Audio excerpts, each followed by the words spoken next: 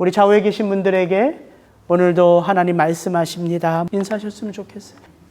우리는 지금 성전에 올라가는 15편의 시편들, 그래서 매주 한 편 한 편 그 성전에 올라가는 노래들을 살펴보며 저와 여러분도 걸어야 할 그 긴 순례의 길 가운데 과연 우리가 돌아보아야 하고 마음에 새겨야 하고 깨달아야 할 신앙의 모습은 무엇인가? 이렇게 매주 하나의 주제를 가지고 살펴보고 있습니다. 여러분, 이 시편 129편을 여러분 한 주간의 삶 속에 아마 읽어보신 분도 있고 또 제가 보내드린 유튜브 영상을 귀로 들으신 분도 있을 것이고, 근데 이 시편 129편을 이렇게 눈으로 읽고 귀로 듣다 보면 처음에는 잘 모르겠어요. 그러나 반복해서 보다 보면 이 시편 129편 1절부터 8절은요 아주 선명하게 그 구조가 두 부분으로 나뉘어져요. 뭐가 나뉘어지냐면 지금 말하고 있는 이스라엘의 삶의 태도가 확연하게 구분이 됩니다. 이렇게 1절부터 3절, 그는 지금까지 그가 당한 악인들로 인한 고통이 얼마나 심했는지 그 오랜 시간 받았던 괴롭힘을 노래해요. 1절부터 3절. 이스라엘은 이제 말하기를 그들이 내가 어릴 때부터 여러 번 나를 괴롭혔도다. 그들이 내가 어릴 때부터 여러 번 나를 괴롭혔으나 나를 이기지 못하였도다. 밭가는 자들이 내 등을 갈아 그 고랑을 길게 지었도다. 한두 번 당한 고통이 아니에요. 긴 고통입니다. 오랜 시간 받은 고통이에요. 이렇게 노래하는 이스라엘이 5절부터 8절에 보면 그 악인들을 바라보는 관점이 달라졌어요. 이렇게 노래합니다. 무릇 시온을 미워하는 자들은 수치를 당하여 물러갈지어다. 그들은 지붕의 풀과 같을지어다. 그것은 자라기 전에 마르는 것이라. 이런 것은 베는 자의 손과 묶는 자의 품에 차지 아니하나니 지나가는 자들도 여호와의 복이 너희에게 있을지어다 하거나 우리가 여호와의 이름으로 너희에게 축복한다 하지 아니하느니라. 악인들을 향하여 한결 여유로워진 이스라엘의 모습을 보게 됩니다. 어떻게 이렇게 짧은 한 편의 시편 속에서도 지금 노래하는 이스라엘의 마음이 이렇게 확연하게 나뉘어질 수 있을까요? 그 이유가 뭡니까? 그게 오늘 시편 129편의 주제예요. 바로 저 4절 때문입니다. 요거 한번 같이 읽습니다. 시작. 여호와께서는 의로우사 악인들의 줄을 끊으셨도다. 누구 때문에 고난을 대하는 삶의 태도가 바뀌었습니까? 여호와 때문이에요. 그럼 여호와의 무엇 때문에? 여호와의 의로우심 때문이에요. 그래서 오늘 설교의 제목이 여호와는 의로우사 이것입니다. 우리가 함께 이 시편 129편을 살펴볼 때에 다른 거 어떤 것이 아니라 오늘 이것 하나만 여러분의 마음속에 깊이 새기고 돌아가셔서 한번 여러분의 삶의 자리에서 적용해 보셨으면 좋겠어요. 여호와는 의롭다. 과연 이게 무엇을 의미하는가? 여호와가 의롭다는 것이 나의 구원의 삶, 구원의 여정 가운데는 어떤 의미인가 하는 것입니다.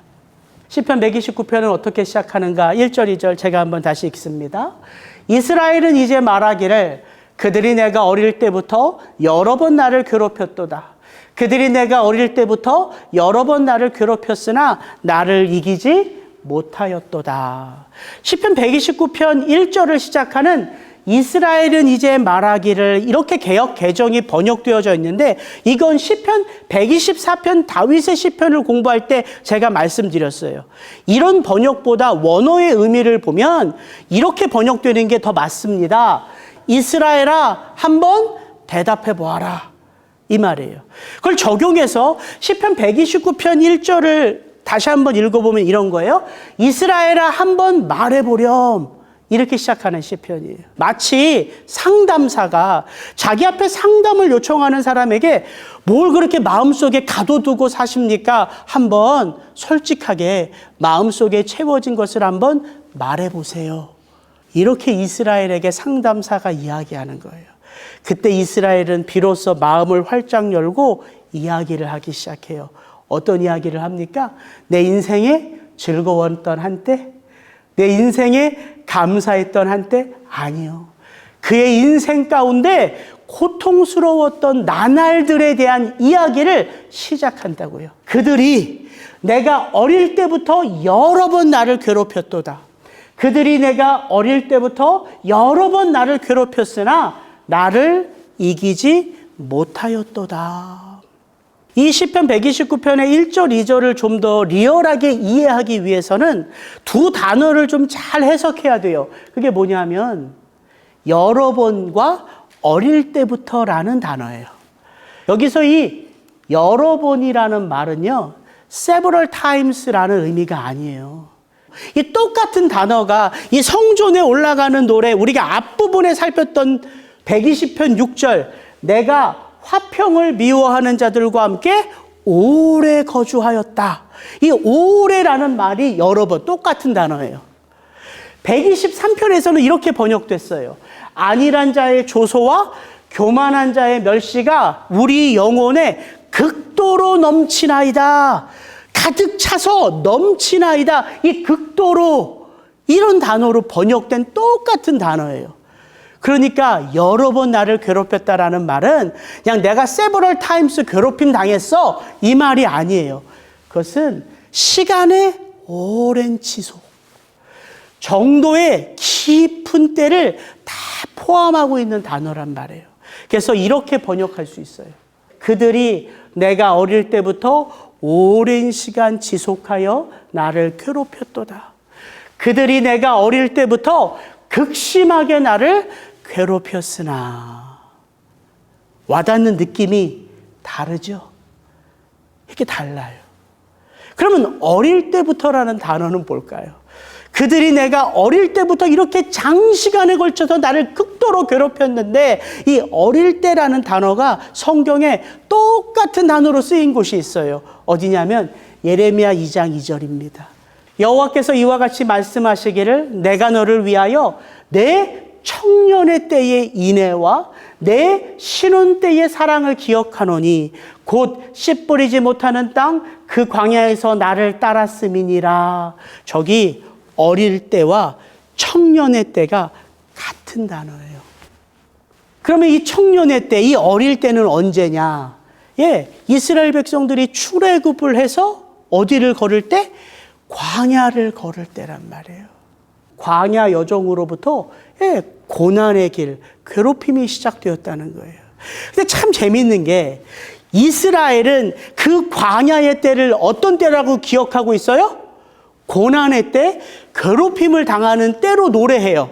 근데 하나님은 이 무너져가는 예루살렘을 바라보며 예레미야를 통하여 어떤 말을 전하게 하시냐면, 내가 너의 청년의 때를 어떻게 기억한다? 신혼의 때, 사랑의 때, 함께 더불어 삶을 시작하는 아름다운 때로 기억한다는 거예요. 너무 재밌지 않습니까? 이스라엘은 출애굽을 해서 광야를 걸을 때부터 나는 고난받아 왔습니다. 그때는 아픔의 시절입니다. 라고 노래를 하는데, 하나님은 그런 이스라엘에게 그때가 내가 보기에 너와 내가 함께하는 신혼의 때요, 사랑을 나누는 기쁨의 때라 노래한다는 거예요. 이게 뭘 의미할까요? 왜 똑같은 때를 바라보는 나의 관점과 하나님의 관점이 다를까요? 여러분, 이게 구원이에요. 구원은 나의 삶 속에 일어나는 일들로 나의 때를 바라보는 게 아니에요. 그래서 우리가 예수 믿고 구원받으면서 그 길을 갈 때 어떤 때 우리가 기쁘고 어떤 때 감사해요? 내 바램과 내 소망과 내 뜻과 내 계획이 잘 이루어질 때 우리 신나잖아요. 그리고 내 계획과 내 바램과 내 소망이 정말 밑바닥을 칠 때, 그때 우리는 하나님으로부터 버림받은 것 같고 소외된 것 같은 마음을 가져요. 근데 그게 구원 맞습니까? 아니요. 그건 세상의 사람들도 똑같이 판단하고 이해하는 삶의 모습이에요. 세상 사람들도 그래요. 자기 계획과 자기 뜻이 이루어지면 실망하고 낙심하는 사람들 없습니다. 기뻐하고 좋아하고 감사하죠. 그럼 그 세상 사람들이 언제 낙심해요? 내 길이 막혔고 내 꿈이 접혔고 내 소망이 사라진 것 같을 때 그들은 낙심하고 괴로워하고 어려워하죠. 이게 세상의 모습이에요. 그러니까 구원은 내 삶을 어떻게 해석하냐면 내 바램, 내 계획, 내 소망으로 내 삶을, 우리 가정의 삶을, 우리 교회의 삶을 해석하고 판단하고 이해하는 게 아니란 말이에요. 그럼 구원은 어떤 삶이에요? 내게 일어나는 일들을 누구의 관점으로 해석하기 시작한다? 하나님의 관점으로 해석하기 시작한다. 그래서 우리는 구원 받으면서도요, 하나님의 마음과 우리 마음이요, 다를 수 있어요. 그래서 구원 받으면서 이 갭이 어떻게 될까요? 점점. 하나로 되어 가는 거예요. 이게 무엇라고 성경은 말할까요? 성화라고 말하고요, 성숙이라고 말하는 거예요.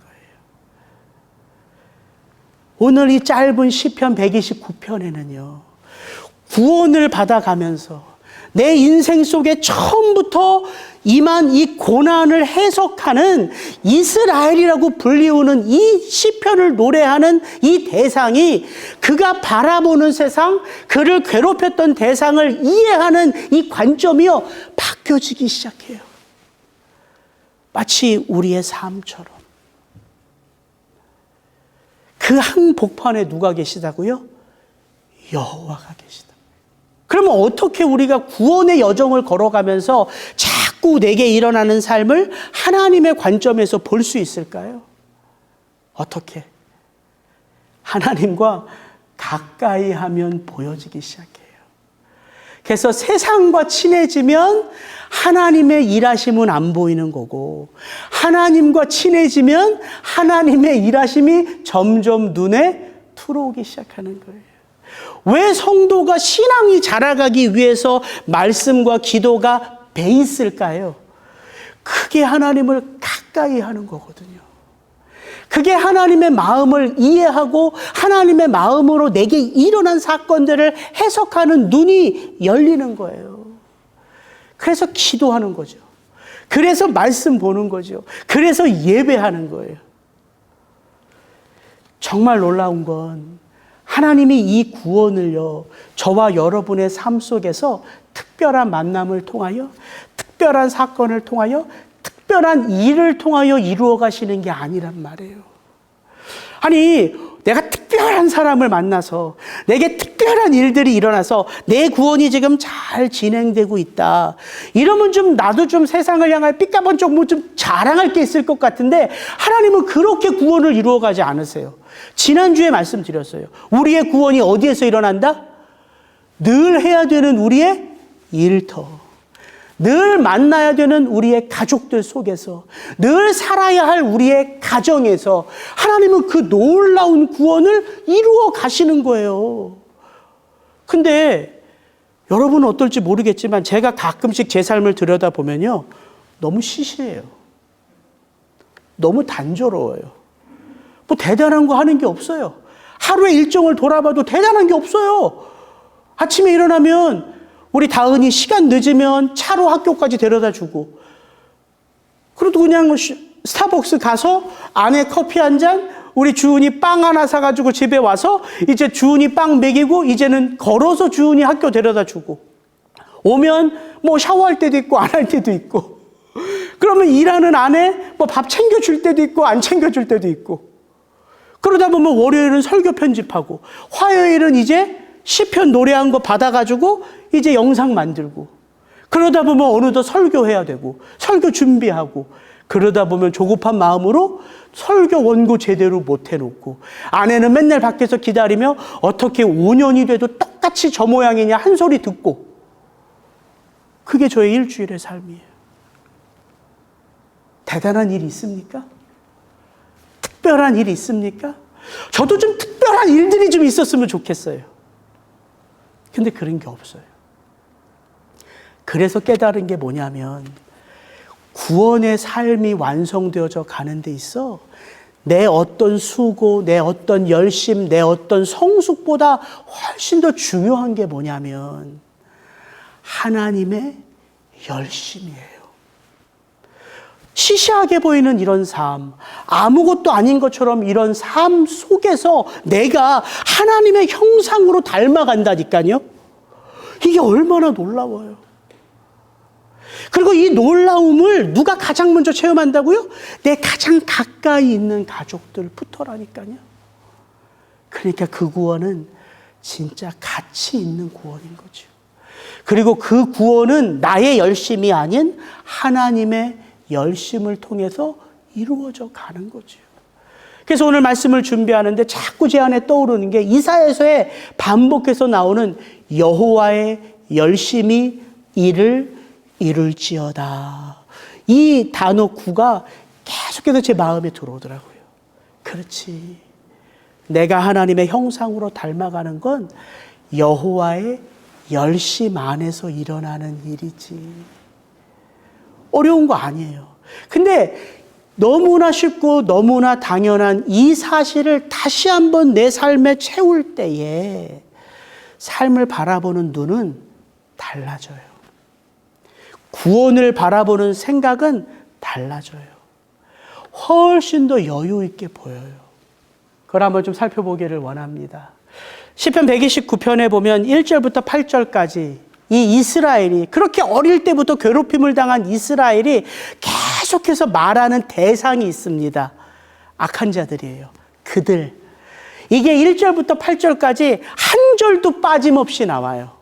1, 2절에는 그들이라는 이름으로, 3절에는 밭가는 자들이라는 비유로, 4절에는 악인들로, 5절에는 시온을 미워하는 자들로, 6절에는 그들, 7절에는 이런 것, 8절에는 너희. 그러니까 1절부터 8절까지 이 시편 기자 이스라엘을 괴롭히는 자들이 가득하다고요. 그래서 이 시편 129편을 처음 읽기 시작하면 그렇게 적용하기가 쉬워요. 그렇지. 내 삶 속에도 내가 어느 그룹에 속할 때마다 그렇게 나를 괴롭히는 자들이 있어. 그렇게 떠오르기가 쉽다고요. 여러분 한번 인생을 돌아보세요.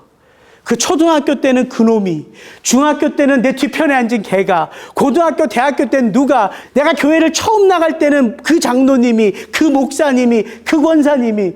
이상하게 우리는요, 우리의 삶의 자리에 함께 늘 이렇게 괴롭히는 자들을 하나님이 함께 하게 하시는 것 같아요. 그렇게 판단하기 쉽다고요. 이 두 가지 그림 한번, 제가 사진을 찍었어요. 우리 주은이를 학교 데려다 주는 그 길목이에요. 멀리서 보면 전부 초록색이에요. 야, 잔디가 참 무성하다. 이렇게 지나가요. 근데 그걸 가까이 가서 들여다보면 오른편에 어떨까요? 잔디가 많아요. 풀이 많아요. 풀이 훨씬 많아요. 저희 뒷마당도 그래요. 이렇게 보면 야, 이게 참 인생이라는 게 참 신기하다. 어떻게 이 시편의 노래가 내 삶에 이렇게 가까이 적용이 되지?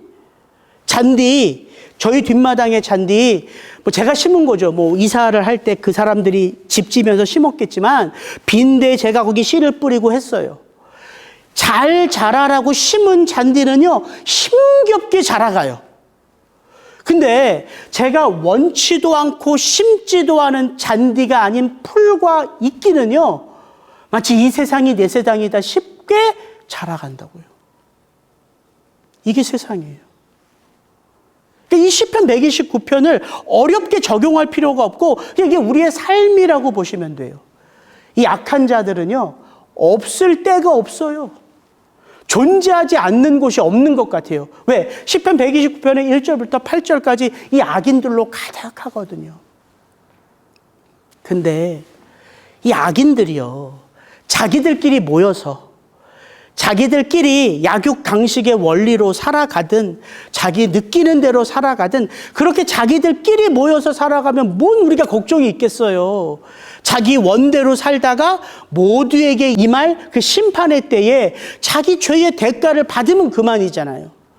근데 악인은 항상 악인들끼리 모여있지 않죠. 어디에 있어요, 악인들은? 어디에 있기를 원해요? 의인들 가운데 있기를 원한다고요.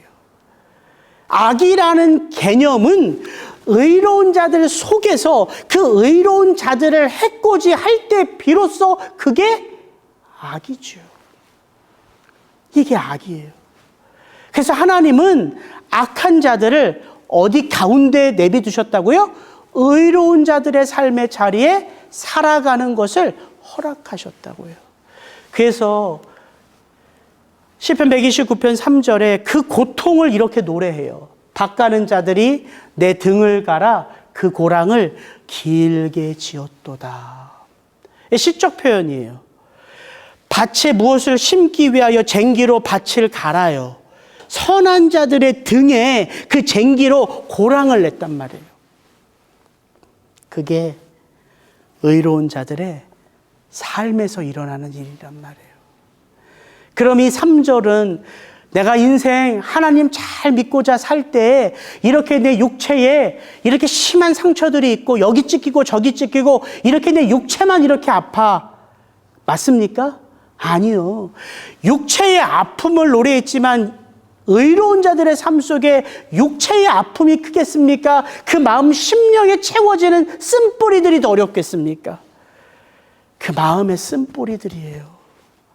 육체의 고난은 말할 것도 없지만 그 육체의 고난보다 더 심한 고통은 이 마음의 쓴뿌리들이란 말이에요. 그러니까 이 시편 129편의 시편 기자가 노래하는 이 아픔은 멀리 동떨어진 삶이 아니에요. 저와 여러분의 삶 속에 정말 하나님을 믿는데 그리고 그 하나님을 더 잘 믿고자 내가 애쓰는데 나의 삶 속에 일어나는 예상치 못한 삶으로 인하여 정말 내가 제대로 믿고 있는 건 맞나? 삐뚤어지는 자식들을 보며 내가 도대체 무엇을 잘못해서 이렇게 힘들고 어려운 일들이 내 삶 속에 있는가?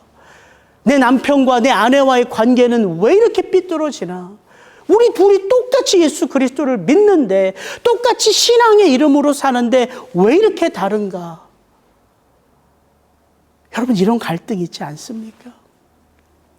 이게 성도의 삶의 리얼리티예요. 그래서 성도의 삶은 예측 불가능해요. 그냥 예수 잘 믿으면 복 받습니다. 이게 아니란 말이에요. 왜입니까? 성도의 삶이 어디 안에 있기 때문에? 세상 안에 있기 때문이에요. 이 세상은 어떤 세상이에요? 하나님을 대적하는 세상이에요. 그래서 성도의 삶이 예측 불가능한 거예요. 내가 하나님을 이렇게 열심히 믿고 내가 하나님을 이렇게 잘 믿는데 왜 내 삶 속에 하나님을 믿는 믿음 안에서 복된 삶이 펼쳐지는 게 아니라 끊임없이 내 고개를 갸우뚱거리게 만드는 일들이 일어나는가? 세상이 그 하나님을 대적하기 때문이에요. 그래서 1절부터 8절까지 나오는 이 악인들은요, 하나님을 대적하는 세력이에요. 하나님을 대적하는 세상이 하나님의 백성들을 바라볼 때 얼마나 우습게 보겠어요. 하나님까지도 대적하는 세상인데. 그래서 성도의 삶은 이 세상 속에서 예측 불가능한 거예요. 그 하나님을 잘 믿어도요, 언제 어떤 사고가 내 삶 속에 일어날지 몰라요. 그 하나님을 온전히 믿어도요, 어떤 사고 앞에 우리 가정이 드러날지 몰라요. 그게 이 세상 속에서 우리의 구원이 이루어져 가는 모습이라고요. 그렇다면 세상 속에서 의로운 자들은 그렇게만 하나님을 믿을까요? 아니요. 1절, 2절의 마지막 부분. 그들이 나를 어려서부터 여러 번 괴롭혔으나 끝에 어떻게 노래해요? 나를 이기지 못하였도다. 이게 무슨 말이에요? 성도의 삶은 예측 불가능하지만 또한 성도의 삶은 예측 가능해요. 왜냐하면 이 세상 속에서 나만 예수 믿으며 살아가는 것이 아니기 때문이에요. 그래서 밭 가는 자들이 내 등을 갈아 그 고랑을 길게 지었도다. 그 다음에 4절이 이렇게 나오죠. 여호와께서는 의로우사 악인들의 줄을 끊으셨도다. 이 줄은 어떤 줄을 말할까요? 도대체 하나님이 의로우셔서 악인들의 줄을 끊었다. 이 줄이 뭘 말할까요? 소와 쟁기를 잇는 줄이에요. 그래서 3절, 4절은 연결되어져 있는 거예요. 여러분 한번 생각해 보세요. 여러분이 고난받을 때를 한번 생각해 보세요. 정말 죽을 것 같은 고난인데 죽지 않잖아요, 우리. 못 견딜 것 같은 억울함인데 그 억울함 때문에 죽지 않아요. 그래서 어느 순간 견딜만해져 와요. 왜 그럴까요? 하나님이 그 줄을 끊으셨기 때문이에요. 이게 성도의 삶이에요. 제가 군대에서 이제 군기교육대, 영창이죠. 영창을 가게 된 그렇게 이제 사건이 있었는데 그 전날 밤새 이제 저는 지금은 그게 군기교육대인지 아는데 그때만 해도 이제 영창 그러니까 내 호적에 이제 빨간 줄 간다는 소리를 드라마에서 하도 많이 봐서 아이고 이제 우리 엄마가 이제 나 이제 군대 가서 사람 돼서 나오나 싶은데 이제 호적에 줄 빨간 줄 긋고 나오겠다는 생각이 드니까 너무 제가 두려운 거예요. 그래서 내일 헌병대가 온다는 이야기를 이제 우리 중대장한테 듣고 나서 이제 사무실에서 이렇게 있는데 잠이 안 오는 거예요. 왜 하나님 저에게 이런 억울한 그런 마음들인데 왜 이런 일들이 하나님 제게 있습니까? 군대 와서 예수 잘 믿고 통신병으로 들어가서 군종병으로 살면서 이 군대 복음화를 위해서 열심히 살았는데 왜 결론이 이렇게 됩니까? 두려운 마음에 계속 그냥 새벽 2시, 3시까지 기도하다가 아침에 이제 해가 이렇게 떠오르잖아요. 근데 해가 떠오름과 동시에 이상하게 그 모든 두려움이, 걱정이, 호적에 빨간 줄 간다는 그 생각이 다 사라지고 그냥 제가요, 차분해지더라고요. 죄송해요. 제 삶이 그렇게 험난하지 않아서 예로 들 게 이것밖에 없더라고요. 그냥 제 마음이 평안해지는 거예요. 아니나 다를까 6시에 기상하고서 한 400~500명이 이제 연병대에 모였는데 저도 체조하러 이제 연병대 딱 있죠. 근데 갑자기 헌병대 차가 3대가 쫙 오더니 이따만한 헌병 애들이 4명이 딱 내려와서 이영욱 병장 호출을 하는 거예요. 그래서 제가 앞으로 나가니까 제 양옆에 저를 딱 끼고 헌병대 차에 딱 태워서 헌병대로 가더라고요. 근데 너무 마음이 평안한 거예요. 그때는 몰랐지요. 근데 이 시편을 보니까 그렇구나. 내가 믿음 좋아서 견뎌진 게 아니라 하나님이 나의 삶 속에 간섭하고 계시는 거예요. 그래서 그 줄을 딱 끊어놓는 거예요. 그럼 우리는 어떻게 다가와요? 견뎌지는 거죠. 그 고통이. 해석되기 시작하는 거죠. 그 아픔이. 그래서 저는 이 4절이요. 너무 좋아요. 이렇게 시작할 수도 있어요. 박 가는 자들이 내 등을 갈아 그 고랑을 길게 주었도다. 내가 견딤에 악인들의 줄이 끊어졌도다. 이렇게 할 수도 있잖아요. 근데 나라는 존재는 없어요. 여호와께서는 의로우사 악인들의 줄을 끊으셨도다. 오늘 설교가 이제 정리하려고요. 너무 클리어해요. 여러분, 하나님이 의롭다. 여호와가 의롭다. 그 의로움 여러분 어떻게 해석하세요? 그게 무슨 의미로 해석하세요? 복음에는 하나님의 의가 나타나서 우리를 믿음에서 믿음으로 이끌어간다. 율법 외에 하나님의 의가 있어. 그 의가 율법의 모든 내용을 합당하여 우리 가운데 예수 그리스도로 주어졌다. 이 로마서에 보면 하나님이 의롭다는 이 개념이 너무 많이 나오거든요. 그래서 우리가 의롭다, 여호와가 의롭다, 하나님이 아브라함이 행하신 것을 보고 그를 의롭다 여겨주셨다. 이 의롭다는 게 너무 추상적으로 들려와요. 하나님의 righteousness. 근데 오늘 이 시편 129편 1절부터 8절은요. 여호와가 의롭다의 개념이 이 짧은 8구절 속에 너무 클리어하게 다가온다고요. 여호와가 의로워요. 하나님 혼자 의로운 게 무슨 의미가 있어요? 그렇죠? 여호와가 의롭다라는 말은 하나님 혼자 계시면서 여호와는 의로워 전혀 우리에게 와닿지 않는 개념이에요. 근데 오늘 이 시편 129편 4절에서 여호와께서는 의로우사 악인들의 줄을 끊으셨도다. 누구를 위해? 의로운 자들을 위해. 여호와의 의로움이 무슨 의미인지가 너무 클리어하죠. 그분의 의로움은 뭐예요? 관계예요. 누구와 맺는 관계? 의로운 자들과 맺고 악한 자들과 맺는 관계. 너무 클리어해요. 왜 우리가 하나님 앞에 기도해요? 그 하나님이 의로우신 하나님이시기 때문이에요. 그 말은 곧 우리의 억울함을 실현하여 주시는 하나님이에요. 그 하나님이 의롭다는 건 개념이 아니라 그 하나님의 삶이에요. 그래서 시편에 보면 이렇게 노래해요. 여호와는 의로우사 의로운 일을 좋아하시나니 정직한 자는 그의 얼굴을 배우리로다.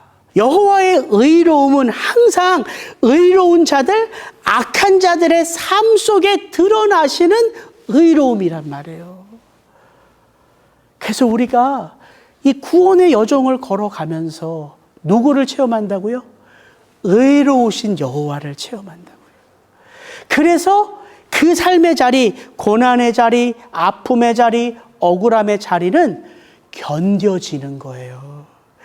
이를 악물고 견디는 게 아니라 하나님이 어떻게 한다고요? 악인의 줄을 또 끊어 놓으신다고요. 그 줄이 끊어졌기 때문에 견뎌지는 거예요. 그러므로 누구를 체험해요? 그 줄을 끊으신 하나님을 체험하는 거죠. 그게 구원이에요. 오늘 이 시편 내용, 제 설교 어려운 게 하나도 없어요. 적용해 볼 게 있죠. 내 지나온 삶의 자리. 왜 그때 내가 그걸 견뎠지? 왜 그때 내가 그 자리에서 일어났지? 왜 그때 내가 그때를 돌아보면 그게 은혜라고 생각하지? 예, 하나님이 그 자리에 함께 하셨기 때문이에요. 여러분, 이 구원이요, 우리의 마지막까지 계속된다고요. 여호와 하나님은 끝까지 우리를 위하여 당신의 의로움을 이 세상 가운데 드러내세요. 이게 하나님의 놀라운 구원이란 말입니다. 그래서 우리의 삶 속에 그 절망의 자리, 그 끝자리에 서면 삶은 끝이 아니라 삶은 새로운 시작이에요. 그래서 성도가 인내를 통하여 하나님을 닮아가는 거예요. 그래서 이 시편 129편을 보면 여러분 잘 보세요. 1절부터 3절까지 이 시편 기자가 이스라엘이 자기를 괴롭히는 자들과 자기의 1대1로 이해를 해요. 어려서부터 그들이 나를 괴롭혔다. 어려서부터 그들이 여러 번 나를 괴롭혔다. 예, 1절부터 3절까지 그래요. 내 등에 쟁기로 고랑을 길게 되었다. 근데 4절을 지나가면서 여호와께서는 의로우사 악인들의 줄을 끊으셨도다. 그 이후부터 그 악한 자들은 이 시편 기자의 1대1로 매칭이 되는 게 아니라 여호와를 통해서 매칭이 돼요. 무릇 시온을 미워하는 자들은, 무릇 여호와를 미워하는 자들은, 이렇게 하나님과 악인과 내가 매칭이 된다고요. 그게 4절부터 8절 끝까지 다 그렇게 노래를 해요. 무슨 말이에요? 세상을 바라보는 눈이 달라졌어요. 누구 때문에? 내 인생에 간섭하시는 여호와 하나님 때문에. 그래서 여러분을 축복합니다. 늘 우리가 아는 말이지만 그것을 마음에 담아서 삶에서 적용할 때 정말 세상을 바라보고 사건을 바라보고 내게 일어나는 일들을 바라보는 해석은요, 전혀 달라져요. 전혀 달라져요. 삶이 바뀐 게 아니라 해석이 바뀐다고요. 같이 한번 기도하고, 오늘 뭐 내용이 어려운 건 아닌데 내 삶 속에 여러분의 삶 속에 여호와의 의로움이 어떻게 적용되는가를 한번 성령 안에서 깊이 돌아볼 수 있기를 주의 이름으로 축복합니다. 같이 한번 기도하겠습니다.